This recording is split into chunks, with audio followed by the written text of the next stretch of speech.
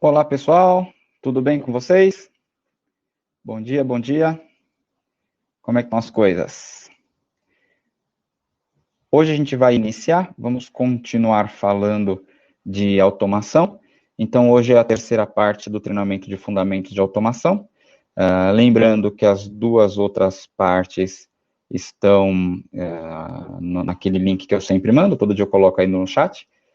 E lá vocês podem assistir as duas últimas ou todas que a gente fez até hoje, tá?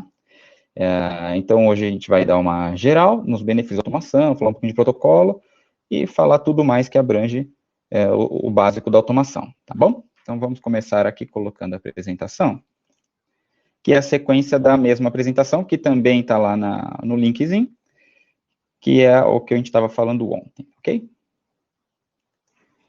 Deixa eu tirar o meu, diminuir a telinha aqui, pronto. Muito bom. Então, continuando aqui, eu vou falar agora, iniciando algumas funções da automação, né? Além do que a gente viu que são fazer os loops de controle, PID, foi falamos ontem, no último treinamento, e também de loops lógicos, que foi esse slide aqui, que a gente falou da sequência de acionamento dessa máquina aqui, um selfie, tá? Então, o que a automação nos traz de benefício? O que ela propicia? Então, uma das coisas principais, embora até um pouco banalizado, mas bastante importante, é a programação horária, né? Que ela permite que os equipamentos, chiller, os fan coils, iluminação, bombas, liguem e desliguem num determinado horário. Então, os sistemas hoje, eles permitem diversos eventos por dia. Vocês podem notar aqui que tem evento 1, 2, 3 e 4. Nesse exemplo de tela aqui, de um sisteminha de automação, esse sistema até é um pouco antigo, mas o fundamento é o mesmo. Então, nesse exemplo aqui, é bem interessante, porque ele fala que 7h30 da manhã, ele entra na função standby, falando que é uma temperatura, é um set point pré-determinada. Então, por exemplo, aqui ele ajusta para 25 graus. Então, ele fica a 25 graus, e 8 da manhã ele entra em regime, que seria 23 ou 24 graus, uma temperatura de conforto desejada. E aí depois, na hora do almoço, entre meio-dia e uma, o sistema de automação ele pode falar para um fan coil desligar, ou eleva o set point, para num dia muito quente não deixar a temperatura subir muito. Então ele fala, ó, na hora do almoço o set point sobe 2 graus, vai para 25, por exemplo, e 1 da tarde volta a temperatura desejada, e de 18 horas, 6 horas da tarde, ele desliga a máquina, só ligando no outro dia aqui, na terça-feira, né? Então, ele de fato faz o que a automação tem que fazer, torna o liga e desliga automático, ninguém se preocupa todos os dias de ligar e desligar uma máquina, porque ela vai fazer conforme o programado, tá? Então, está escrito aqui, ó, elimina intervenção humana no controle dos acionamentos das máquinas. Então, a programação horária é onde a gente tem um grande ganho de economia de energia. Quando a gente fala que economizar energia, é na programação horária, tá? Esse é um dos pontos principais aí da automação quando você quer economizar energia. Porque se você tem um escritório que abre 8 da manhã, mais 8 da manhã não chega ninguém, o pessoal começa a chegar a partir das 8h30, se você fala, então eu quero que o ar-condicionado entre 8 e 8h30 ele fica a 25 graus, e ele entra na temperatura de conforto, por exemplo, 23, 24, realmente 8h30. Então, essa meia hora que você ganha por dia, quando num estudo de economia de energia, é sempre calculado em períodos médios e longos.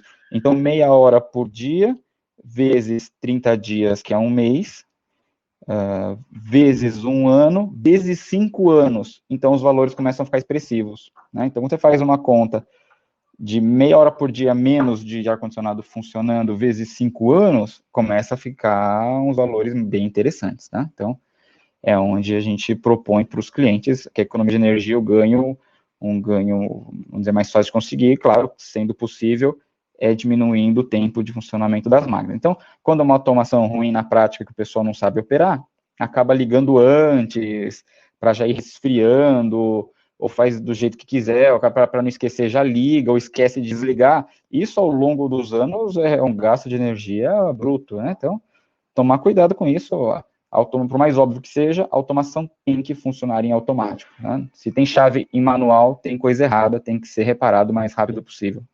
A automação tem que estar sempre em automático. E aí vocês me perguntam, eu ponho a programação horária e esqueço, e se for um feriado, por exemplo, de 7 de setembro, a máquina vai ligar, ela não sabe que é feriado. Ah, os sistemas sabem, a gente pode programar todos os feriados do ano.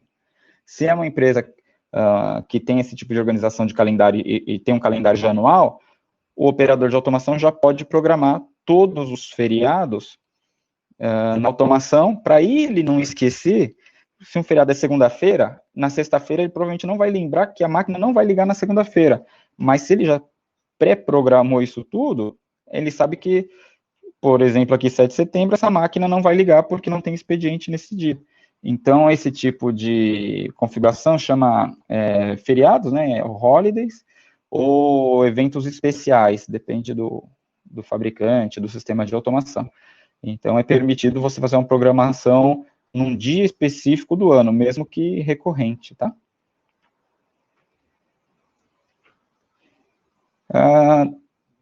Controle de demanda, isso aqui é legal. Então, sistemas de automação, embora muitas vezes o controle de demanda elétrica é feito por controladores de demanda elétrica, sistemas específicos, mas a automação predial, ela pode fazer isso, ela pode medir a energia elétrica, os consumos instantâneos, e ela pode fazer o corte de carga conforme uma hierarquia que você guia. E pode ser de qualquer forma, na automação a gente faz o que quiser. Se a gente tem um contrato, vamos pôr aqui nesse caso de 800 kW de consumo, e não pode exceder. Se a automação vê que está chegando em 800, ele pode desligar determinados fan coils, ou ele somente eleva o set point dos fan coils, eleva em 3 graus todos os fan coils, eleva, desliga um chiller, diminui a rotação de bomba, pode fazer o que quiser. Desde que atenda ao cliente, claro que quando vai ter que ter um corte de carga, vai ter que ter algum tipo de sacrifício, né? Claro, coisas do tipo, corta iluminação, você está de noite, você não pode cortar a iluminação de um escritório, ou coisa parecida. Então, mas fazendo bem feitinho, você pode, através da automação, não permitir que essa demanda, esse consumo passe num horário de pico, nesse exemplo aqui, de 800 kW. Lembrando que nos contratos, se você excede esse valor de consumo instantâneo, as multas são pesadas, é bastante alta, tá?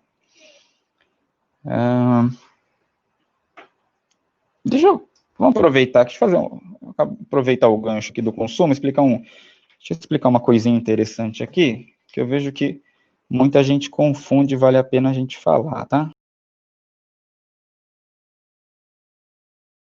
Aqui tá. Tá tudo certinho. Então, quando a gente fala em consumo, vamos tomar um cuidado, né? Vamos pegar um exemplo aqui, uma lâmpada de 20 watts. Exemplo simples, 20 watts, tá? Então, quando alguém perguntar para você, quanto é o consumo da lâmpada? 20 watts. Não importa se ela é 110, não importa se é 220, não importa se é LED, incandescente e tal, 20 watts. 20 watts, 20 watts, né? Muito bem.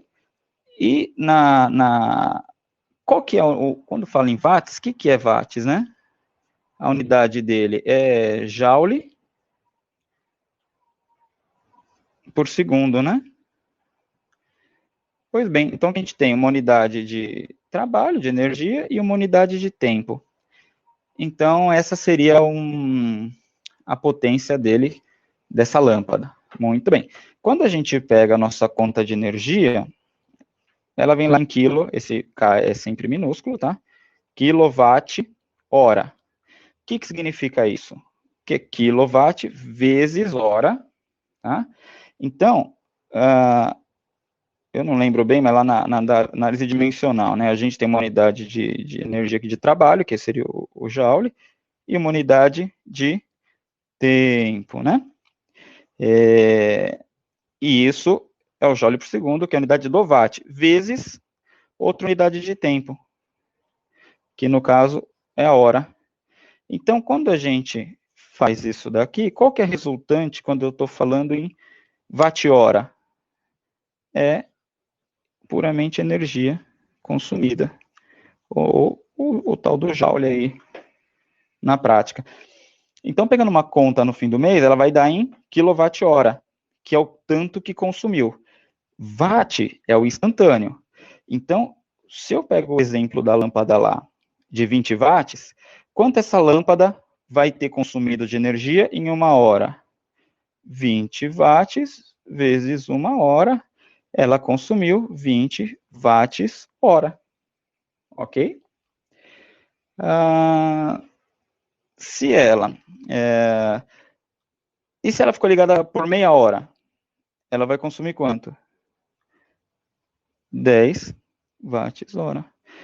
Então, quando alguém falar para você assim que uma máquina, um equipamento, um motor, ele consome tantos quilowatts hora, qual a pergunta que você tem que fazer? Você tem que falar por quanto tempo? Ou por que período de tempo? Né? Então, se eu falo que ela consome tantos quilowatts hora, a pessoa vai falar, geralmente é mês. Não, é no mês. Ou por dia, ou por semana, você tem que saber. A informação que a minha lâmpada consome 20 watts hora não diz muita coisa, precisa saber em quanto tempo, tá? Fazendo uma analogia, é a mesma coisa, vamos falar de vazão de água. Eu tenho 1 metro cúbico por hora. Ok, essa é a vazão instantânea. Agora, se eu falar para você 1 metro cúbico, você falar, olha, essa bomba, ela bombeou 1000 litros. Isso não significa muito para você, você tem que saber em quanto tempo. Ela bombeia 1000 litros em quanto tempo? Em uma hora, em um dia, em um mês? Né? Então, é semelhante, tá? Então, para a gente não confundir, falou em watts ou quilowatts, estamos falando no consumo instantâneo. Falou em watt-hora, é o consumo totalizado, é o quanto vai enchendo o nosso baldinho aí. Ok? Muito bem. Então, agora vocês já sabem a diferença quando falando de quanto de energia de quilowatt e quilowatt-hora. Tem alguma dúvida aqui? Eu deixei a tela pequena. Tá aqui, ó, pronto, só para a gente não ter dúvida. Alguém ficou com dúvida? Ou tá tudo certo? Pois bem, vamos em frente. Vamos lá. Ok, então a automação ela é capaz de fazer o controle de demanda. Que mais? Tem essa função que é pouco usada, mas é interessante, chama recuperação inteligente. O que ela faz? Você põe um sensor de temperatura do lado externo do prédio, por exemplo, e ele vai ajustando o set point dos fan coils em função da temperatura externa. E para que serve essa maluquice aqui? Significa em lugares muito quentes, quando as pessoas chegam no escritório, por exemplo, 8 da manhã, só que 8 da manhã, quando põe o pé no escritório, está 28 graus. Então, até essas máquinas conseguirem ligar e abaixar essa temperatura com gente dentro, vai demorar. Às vezes leva algumas horas. Então, essa recuperação inteligente que ele faz, o sistema de automação ele faz a conta sozinha, ele já começa ligando as máquinas antes do horário que você prevê, para que no horário que você quer que liga, já esteja a temperatura desejada. Então, o interessante é, você não precisa, ele liga meia hora antes para estar. Não, ele sabe que às vezes é 20 minutos antes, às vezes é 2 horas antes, ele já vai ligando aos poucos, bem pouquinho, para não deixar a temperatura ficar 28 graus, por exemplo, no ambiente, para quando o horário que você quiser, tá a temperatura que você quiser. Isso pode economizar energia, mas isso é mais uma estratégia aí de conforto do que economia de energia. Muitas vezes acaba até gastando mais, tá? Agora, falando um pouquinho aqui de economizador, que esse que é bastante aí usado. Vamos pegar aqui meu lápis. Então, aqui a gente tem o nosso controlador, que a gente viu já como funciona, tá? A gente tem o sensor de temperatura e tem os estágios de refrigeração. E o liga-desliga ventilador, ok? O que é um ciclo economizador? Em poucas palavras, eu aproveito o ar externo quando ele está numa condição adequada, ao invés de eu ligar minha máquina de ar-condicionado. E como eu faço isso? Através de sensores de entalpia. Muito bem. Lembrando que entalpia é uma relação de temperatura e umidade, então esse é basicamente um sensor de temperatura e umidade. A automação faz a conta e dá a grandeza de entalpia, que é energia, tá? Entalpia é energia. A gente falou um pouco disso lá nas cartas psicométricas. Então não adianta só medir a temperatura externa e interna, você tem que medir a entalpia, senão você acaba jogando um ar e gastando mais energia e achar que está economizando. Então, os controles de entalpia é muito interessante em países mais frios, no sul do Brasil, talvez São Paulo, umas regiões. Como muitas das nossas capitais estão em regiões litorâneas, acaba sendo algo não muito prático, porque a umidade é alta, geralmente é mais quente. Então, às vezes, você faz um sistema de um controle de entalpia e acaba praticamente não acionando ao longo do ano, e ficou mais cara a obra do que a economia de energia que você vai ter, né? Porque, como vocês podem notar, você tem que ter 2 sensores de entalpia, você tem que ter entrada nesses controladores, você tem que fazer a programação e você tem que ter atuadores de dumper e dampers para poder manobrar esse ar, ok? E como isso vai funcionar? A ideia é essa. Você tem o ar climatizado aqui, parte desse ar vai retornar para a máquina, e ele volta para o ambiente, e ele faz esse ciclo aqui, e tudo mais. Uma parcela desse ar tem que ser renovada, então você tem sempre esse damper aqui não totalmente fechado, ok? Então, essa é a situação de uso normal. Tá aqui, ela está mostrando aqui o ar retornando, né, e parte dele sendo renovada por norma, para não elevar o nível de CO2 e tudo mais, né? Bactérias, essas coisas. E vírus, né? Então, na outra situação, isso é quando a entalpia, volta aqui, é quando a entalpia externa está pior do que a interna. Então, ele fica recirculando o ar. Agora, se por um acaso o ar está relativamente seco e relativamente com a temperatura baixa, ele vai manobrar esses dampers. Ó, volta aqui, deixa eu limpar esse desenho aqui. Tá vendo aqui, ó, ar recirculando e todo o ar do ambiente indo embora. Aqui, ó, ar recirculando e tomando um pouco de ar externo, todo o ar do ambiente, todo o ar que entra no ambiente, ele vai totalmente embora e um ar totalmente novo é posto para dentro. Quando as condições externas estão boas, aí eu manobro esses dampers, também ele abre esse e fecha esse, tá? E eu aproveito o ar externo e jogo ele para o ambiente. Então, o que a gente está fazendo aqui? Na lógica de controle, como é que ele faz? Lembrando lá da malha de controle, ele vai ler a temperatura, ele vai comparar com o set point, e quando a temperatura do ambiente está maior que o set point, ao invés de ele mandar ligar um compressor, se a entalpia estiver favorável, ele manobra os dampers e ele aproveita todo o ar externo e joga para dentro. Então, seria um primeiro estágio, como se fosse um primeiro estágio virtual aqui, seria o ciclo economizador.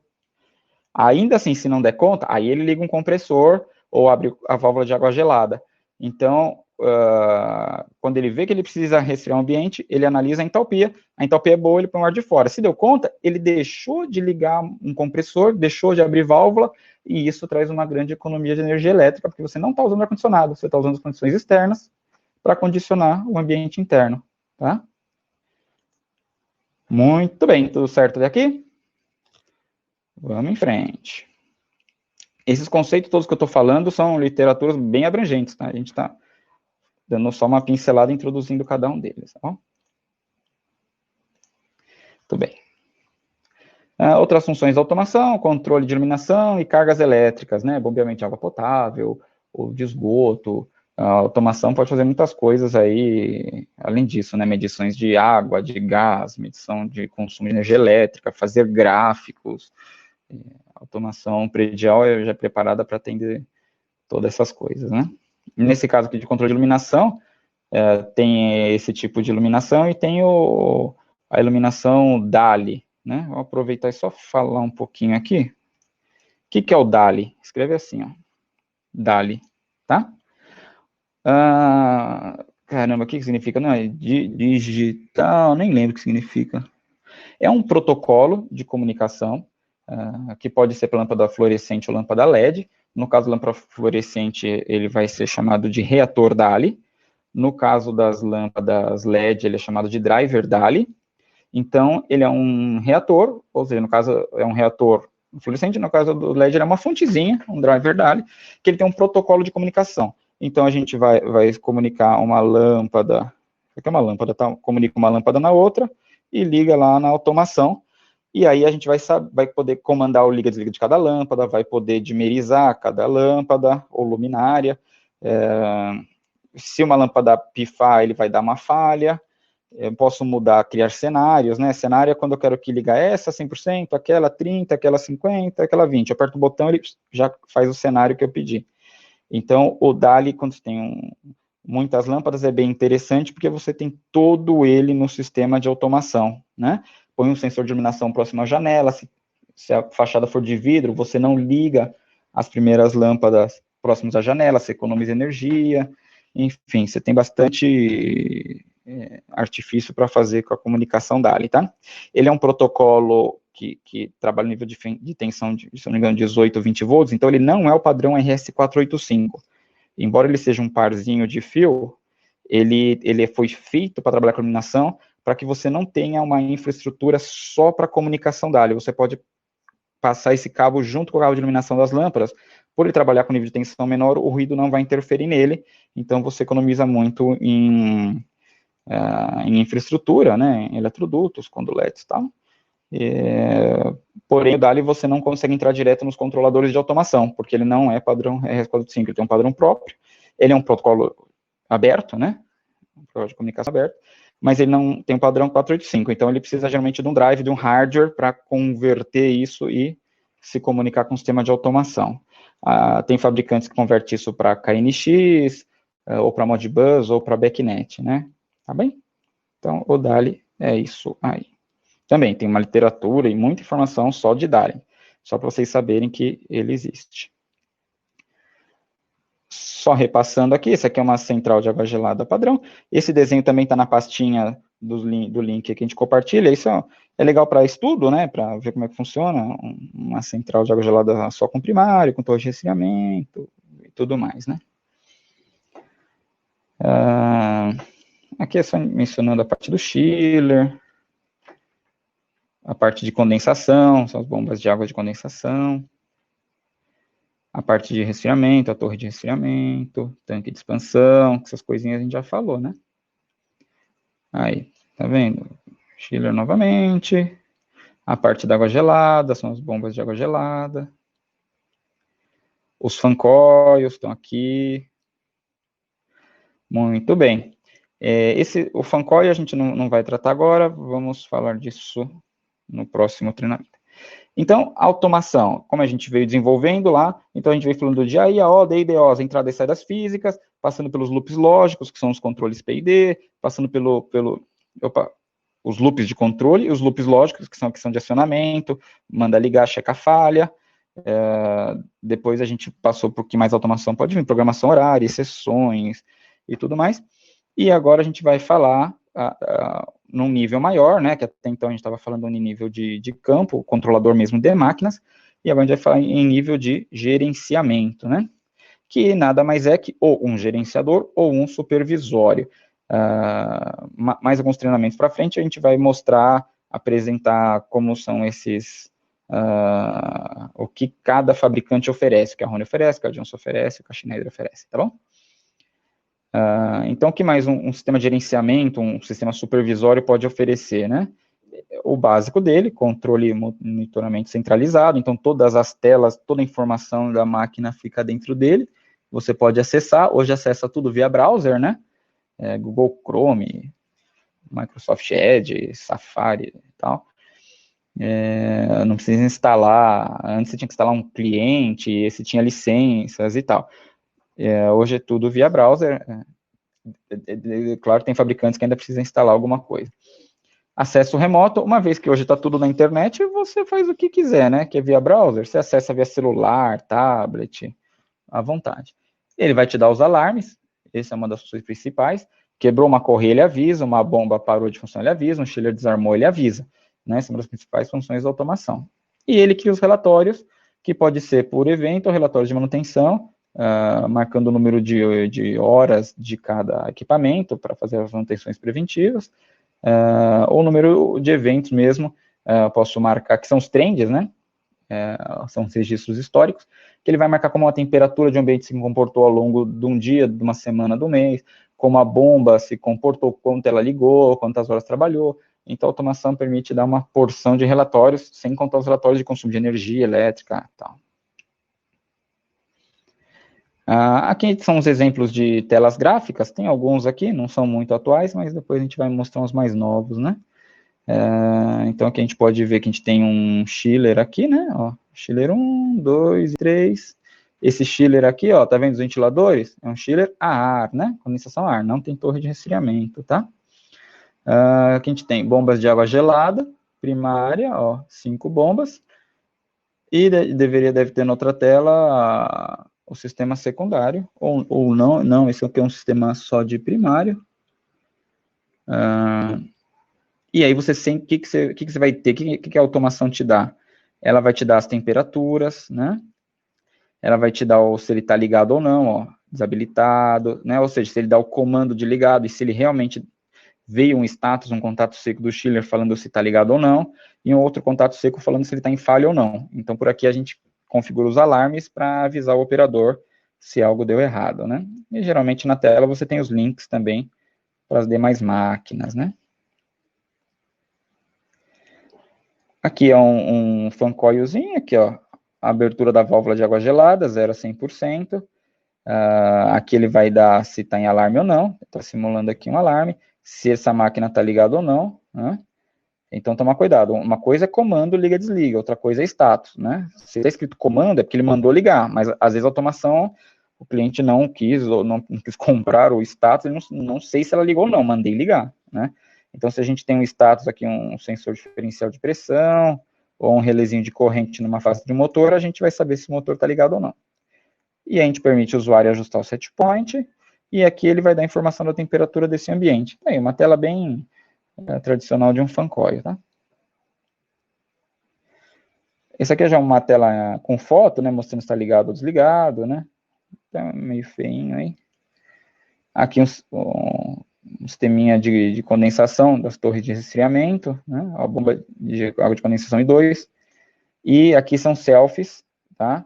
Lembra que selfie já sai ar frio direto, é uma máquina de expansão direta à água, né? O resfriamento dele, o condensador é a água, né? Então você tem uma torre aí que troca calor com o prédio inteiro aí, todos os selfies do prédio.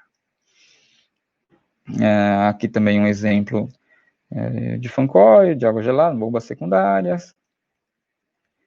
Aqui um exemplo de controles de VAV, caixas de volume de ar variável. Aqui cada zona ele vai ter uma temperatura. Isso aqui é uma tela resumo, né? Quando você clica, geralmente você entra na tela da VAV. Aqui é um sistema com 2 ventiladores, tá? 2 ventiladores, 2 fan coils aqui, ó, em paralelo, né? Em barrilhete aí, tá vendo? Aqui já é um desenho mais bonitinho, ó, de um fan coil, de um chiller a ar, né? Aqui também é um chiller a água, tá vendo? As torres aqui, o chiller aqui, e aí vai. Isso aqui é um trend, são aqueles gráficos lá que a gente mencionou, né? Nesse caso aqui ele está marcando a temperatura em Fahrenheit, pelo jeito, e aqui em função do tempo, né? Dezembro e tal. Pelo naipe da tela, com essa cara de Windows 3.1, deve ser bem antigo, tá? Esse também é uma tela aqui do Niagara, já com as bibliotecas antigas, não tem mais esses desenhos, é um pouco mais bonitinho. Um pouco mais assim, né? Então aqui também, ó, uma máquina de ar, tá vendo aqui, ele mede até o CO2, ó que legal, né? A pressão, então essas unidades estão tudo, ó, corrente do compressor, que interessante. Isso aqui é um rooftop, tá? Que é de 2 estágios, 2 compressores, o ventilador aqui da máquina, aqui o evaporador, e essa máquina insufla direto ali, opa, desculpa, o ventilador tá para cá, tá insuflando para cá, e esse ar está retornando por aqui, né? E aqui a serpentina do condensador e aqui os ventiladores do condensador. Tá aí, um rooftop, uma máquina de expansão direta a ar. E aqui a tomada de ar externa. Como ele está dando a posição desse dumper, ele também tem um economizador aqui, que ele abre e fecha esse dumper, tem um motorzinho aqui, ó, legal. Tem economizador, legal, um rooftop bem completinho aí, um exemplo. Aqui um desenho mais chique e tal, 3D de uma instalação. Falar um pouquinho agora de integração. Aí, nossos amigos aqui, né? Vamos falar de protocolo, então. Então, o protocolo mais antigo é o Modbus, né? O protocolo nada mais é que uma linguagem, é uma regra de comunicação que vai falar entre um controlador e outro, um controlador e um gerenciador um supervisório e outro, e aí vai, tá? Então, você tem que saber o protocolo. Por exemplo, se um controlador fala português e outro alemão, eles não vão se falar. Então, se um é Modbus, outro é BACnet, não vão se falar. Mas os dois tem um padrão RS485, né? RS485. O RS485 é um padrão elétrico, tá? É um padrão da porta desses controladores. O que significa? Que ele obedece um nível de tensão, de frequência e tal. Mas o protocolo, ou seja, a primeira mensagem que eu vou dar é o ID da máquina, depois eu vou dar se ela está funcionando, depois eu vou dar o primeiro ponto, o segundo, tal. Então, cada protocolo tem a sua regra, né? Então, todos têm que falar a mesma língua. Se um fala alemão e outro português, e você precisa falar um com o outro, precisa de um tradutor nesse meio, e esse tradutor é chamado de gateway, que é um tradutor. Os sistemas mais atuais, já há alguns anos, eles não precisam de gateway. Todo sistema de automação fala os 3 protocolos aí, tranquilamente, sem problema nenhum, a não ser os que estão ainda com a tecnologia um pouco atrasadas, tá?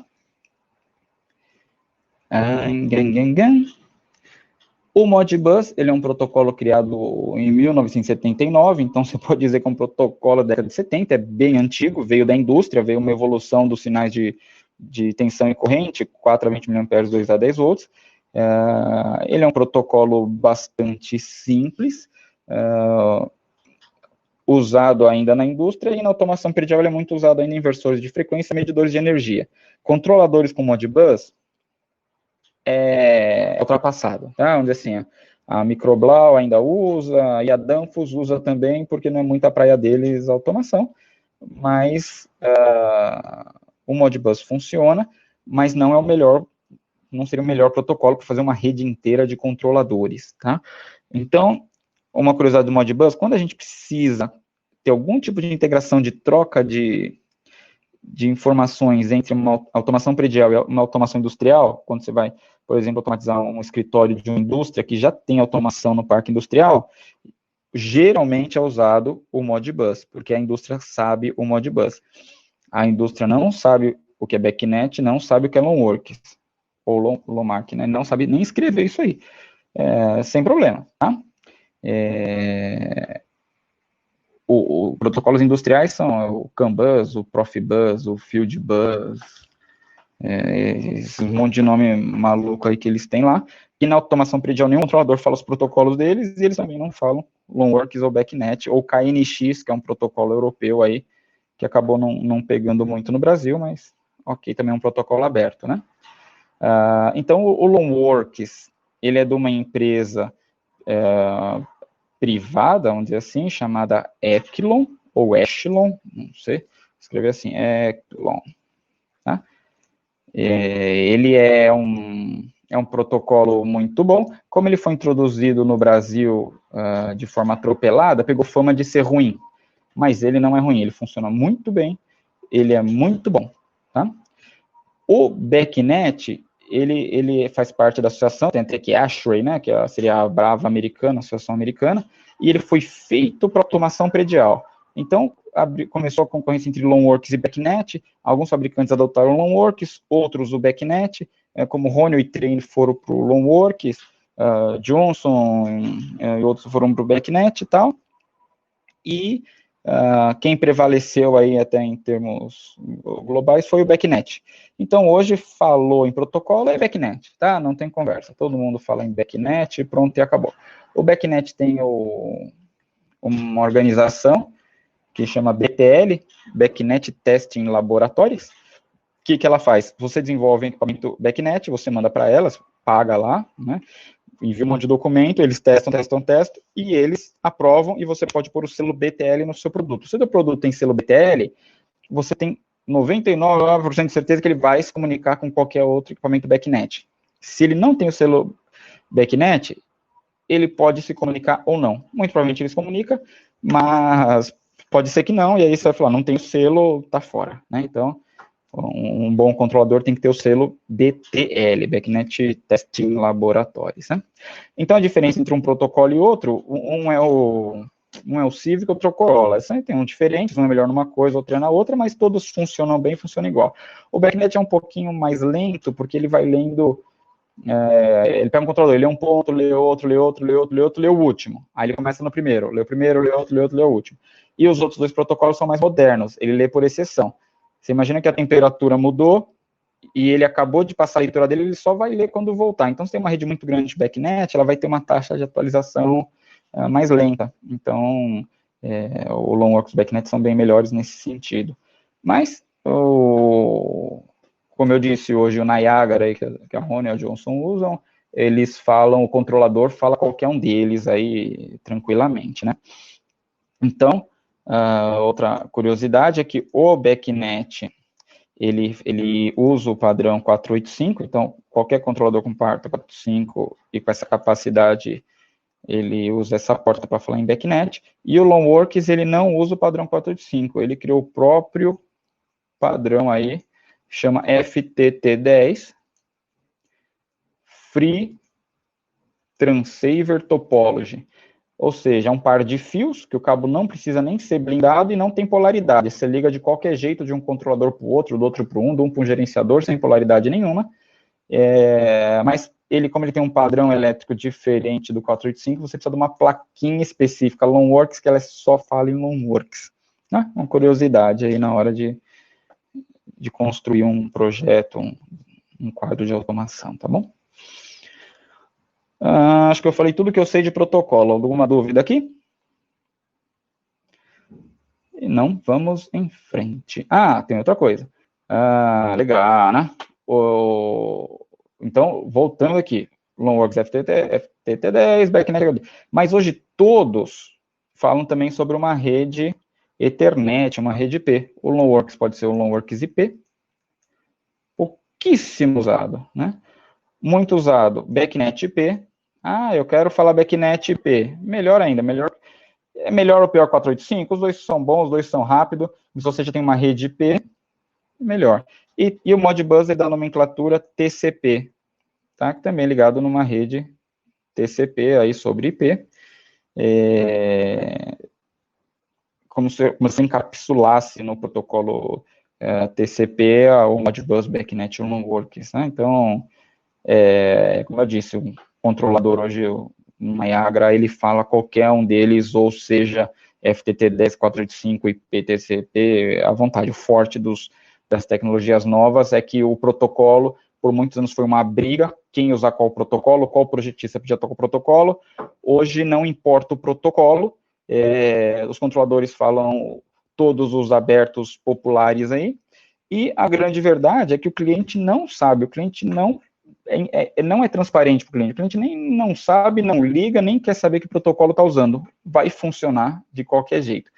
A gente fez uma instalação no Shopping Lages, lá em Santa Catarina, em Lages, né, e a gente fez todo o ar-condicionado em BACnet e todas as utilidades de iluminação em Longworks, porque na época foi negociado, o cliente aceitou, e funciona perfeitamente, não vejo problema nenhum nisso, tá? Claro que se danificar um controlador Longworks, você tem que repor por Longworks, danificar um BACnet, tem que repor por BACnet. Ok? Muito bem. Também, estudem, tem muita literatura de cada protocolo, como é que liga, como é que é o cabeamento, quais são as limitações. Por exemplo, o Longworks, você pode pôr 64 dispositivos numa linha, o BACnet, em teoria, por ser 425, você pode pôr 120, acho que é 8, se não me engano, mas ele é medido por carga, então tem controlador que tem uma carga, então seriam 120 e poucos, tem um que é meia carga, seria o dobro, outro que é um quarto de carga, você poderia pôr sei lá, 400 numa linha, mas claro que a gente não vai fazer uma rede backnet com mais de 100 controladores numa linha, que é arriscado, pode ficar uma droga, né? E o Modbus também, você pode pôr 30 numa linha, um pouco mais, um pouco menos, hein? Também costuma ser conservador, porque se você especificar mal uma rede backnet ou Modbus ou mesmo Loanworks, e você instalou tudo e ela não funcionou, não teve a performance que você quer, você não tem como corrigir isso de forma simples. Você vai ter que fazer outra infraestrutura, outro cabeamento, vai dar muita dor de cabeça. Então, é importante sim ser conservador na hora de especificar a quantidade de dispositivos em cada rede, né? Os gerenciadores atuais permitem 4, 6, 8 redes saindo deles, e você pode aí, ele tem um processamento bastante grande, fazer uma rede bem grande com um gerenciador só. Muito bem. Aí uma arquiteturinha de rede padrãozinha, né? O que a gente tem aqui? A gente tem um gerenciador, tem um computador, ó, todo mundo falando em Ethernet, tá vendo? Qualquer outros dispositivos, e embaixo dele, ó, esse protocolo N2 é um protocolo fechado, antigo da Johnson, ainda tem, mas não se faz mais obra nova com isso. O da Roneal chamava-se C-Bus, também não se faz mais obra com ele. E aqui, está mostrando que você pode ter o protocolo lá o antigo e um Loanworks novo. Tá vendo aqui, ó? Isso daqui, ó, também não se usa muito, ó. Conversor ligando direto no computador. Isso aqui já está ultrapassado, né? E dali fazendo integração com medidor de demanda, com incêndio, com segurança. Esse aqui está ultrapassado. Hoje, uma central de incêndio, ela já fala BACnet IP, Modbus TCP, e ela entra direto no supervisório através da rede LAN, né? Da rede Ethernet. E junto com os controladores, então tem bastante coisa aí. Aqui um pouco mais moderno, mas também não é a linha mais atual da Roneal, depois a gente vai falar dos produtos. Também está aqui, tá vendo? Ó, a parte IP falando vários protocolos, protocolo de padrão de rede, esses outros eu nem sei, isso aqui é proprietário do Niagara, com gerenciadores, com bastante controladores embaixo, e aí você pode, tá vendo? Você põe segurança, energia e demais integração, todos na rede LAN. Show de bola, e vai funcionar com um supervisório, e aí você põe quantos browsers você quiser na sua rede aí, tá? Aqui dando um exemplo que você pode controlar sem fio, o circuito de iluminação, enfim, um outro exemplo aí, né? Você põe um roteador Wi-Fi, aí você controla via tablet ou celular. Pra vocês terem uma ideia, aqui é o naipe do celular, tá? Então, embora tá bem, as tecnologias ainda são assim, mas estão um pouco mais modernas, né? Esse é um exemplo da Trane também, tá vendo? Ó, gerenciador, controlador de campo, todo mundo faz o mesmo formatinho, tá? BACnet LAN, né? BACnet IP, e aí vai. Aqui só mostrando que hoje o sistema de automação é capaz de integrar tudo, né? Lembrando que vai integrar... eu quero... Isso é muito num projetista, na hora de conceito de projeto, com o cliente e tal. Eu quero integrar automação com CFTV, com incêndio e com acesso. E a primeira pergunta óbvia tem que fazer por quê? Né? Tem muito pouco sentido em integrar um CFTV com automação. Tem pouco sentido o controle de acesso com automação. Mas eu quero quando passo o cartão ligo o ar-condicionado. Isso é legal na hora de fazer uma apresentação comercial, mas eu nunca vi ninguém usar isso. Né? Em modo prático, você tem que manter isso atualizado, funcionando, a pessoa manda embora, a outra tem que reajustar o set point dela. Não é muito prático, não é muito funcional, mas pode ser feito. Né? O incêndio com automação é legal porque na automação você põe no supervisório toda a planta lá e ele mostra exatamente onde está o incêndio. Isso ajuda de quando tem um sinistro, a localizar na planta onde tocou o alarme e já pede para o bombeiro ou para a brigada ir lá verificar. Mas lembrando que não se deve permitir que a automação tome qualquer ação em caso de incêndio, como desligar a máquina. Tá? Quem tem que fazer isso é o incêndio, cortando eletricamente os quadros do ar-condicionado. Não deve passar pela automação.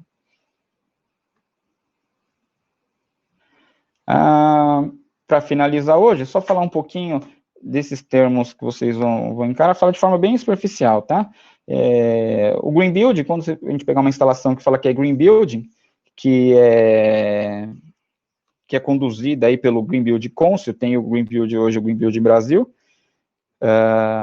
é uma instituição que ela põe um monte de métodos e regras e exigências para o prédio ficar bastante econômico, de energia elétrica, de água e gás, tudo, né? Então aqui está mostrando o consumo de energia nos Estados Unidos, ó, 39% é prédio, 29% indústria, 32% transporte. O que é isso aqui? O consumo de... isso aqui é energia em geral, né? Contando gás e outras coisas. Aqui é energia elétrica, eletricidade. Dentro de um prédio, para vocês saberem, os gastos com energia elétrica são o maior vilão, desperdício de água, emissão de CO2 e o uso da água. Então, o Green Build aborda tudo isso. Então, quando a gente ouve falar Green Build, tenha certeza que tem bastante automação nesse prédio, porque eles querem controlar tudo, eles querem registrar tudo. E a exigência é um termo até gozado, porque eles falam que não existe projeto as built, que é aquele projeto que a gente desenha depois que terminou, para falar como é que foi construído, ao invés de pegar o projeto que, na hora de construir, teve algumas mudanças. Então, o as-built, em teoria, ele não permite que você faça qualquer mudança. Do jeito que o projeto executivo está aprovado, tem que ser construído, né? Aqui tem algumas informações aí de economias possíveis, tal. Então, a certificação LEED é o nome da certificação. Tem uma empresa, não sei se tem mais de uma, mas não sei os nomes, a CTE é uma das principais aí no Brasil que faz certificação Green Build.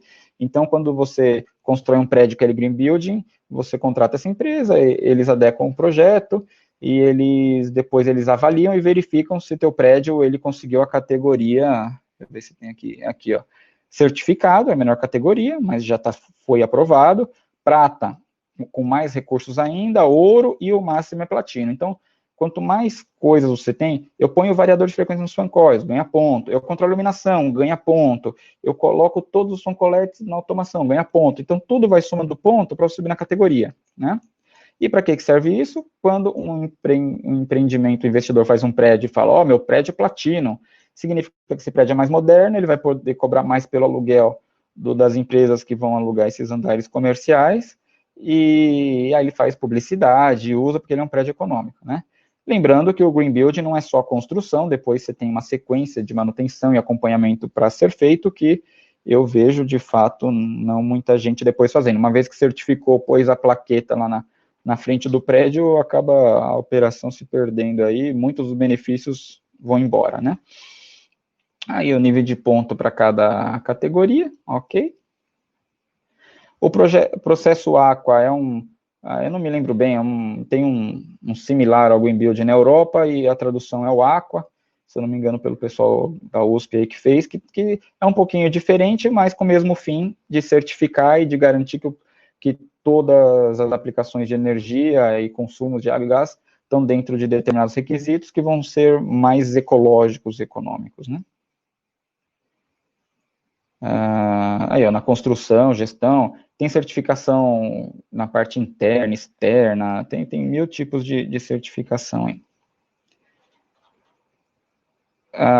Um caso aqui do Green Building da Força Aérea Americana, né, um sistema de automação da Rhônio, um quadro aqui, a gente pode ver que um sisteminha já também não mais atual, mas foi monitorado tudo, sistema bem completo.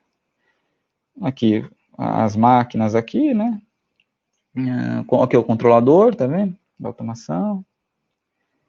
Aqui também são os painéis, provavelmente de automação. Ah, que legal, painelzinho aí com controladores também. Casa de máquina, fan coilzão ali. E essa, por exemplo, no McDonald's lá da Riviera de São Lourenço, quem vai ter uma placa dessa lá na parede. Em 2006, ela foi certificada platina, foi o primeiro restaurante com certificação LEED da América Latina.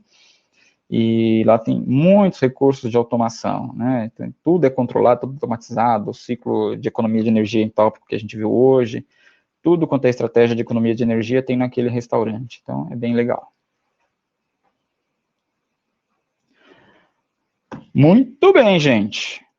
Por hoje é só. Falamos aí, demos uma boa geral deixa eu na automação. Deixa eu voltar a câmera, volta. Geral na automação, nesses 3 últimos treinamentos, né? Então, a gente veio falando de passo a passo, até gerenciamento e algumas aplicações. Então, amanhã, ou seja, o próximo treinamento, a gente vai fazer um pouco diferente. A gente vai desenhar algumas aplicações, como um fancoil, VAV e por aí vai, e a gente vai junto fazer a listinha de pontos e sensores. Então, amanhã eu vou desenhar, a gente vai trabalhar com o áudio aberto para todo mundo amanhã, então prepara os microfones aí, porque a gente vai trocando essa ideia, vamos praticar um pouquinho, vamos aplicar esses conceitos todos aí que a gente vem falar. E aí é a hora que a gente vai realmente entender, tá bom? Valeu, gente, já vou pôr o linkzinho das pastinhas aqui no chat, e até o próximo.